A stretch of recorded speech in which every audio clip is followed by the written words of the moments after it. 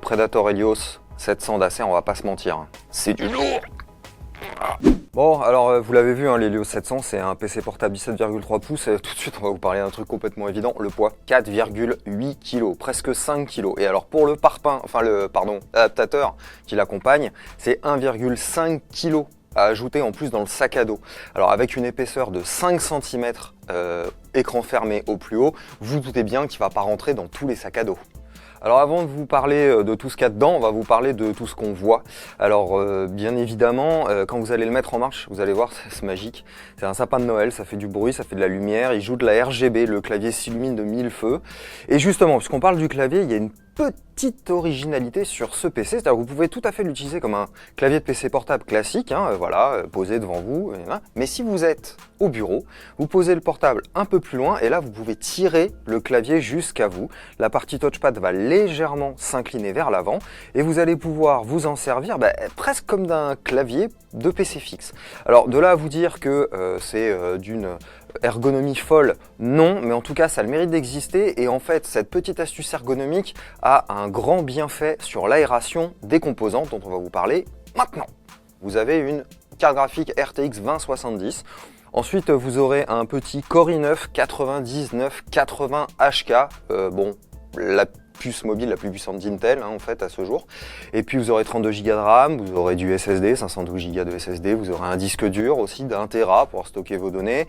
Et puis toute la connectique qu'il vous faut avec du Wi-Fi, de l'HDMI, etc., qui est répartie assez astucieusement sur à la fois les bords, mais aussi un petit peu sur l'arrière de la machine. L'écran, je l'ai dit tout à l'heure, c'est du 17,3 pouces et là, pas de 4K. On est dans le monde de la Full HD. Oh là là, c'est décevant pour le prix. Oui, mais en fait, Full HD, 144 Hz de taux de rafraîchissement, ce qui veut dire que quand vous allez jouer à des jeux de tir, ça va être super. Mais ça manque un peu de luminosité, tout ça. Ça plafonne un petit peu, on est à moins de 300 candela par mètre carré, c'est pas génial. Par contre, le taux de contraste est plutôt bon, on dépasse les 1300.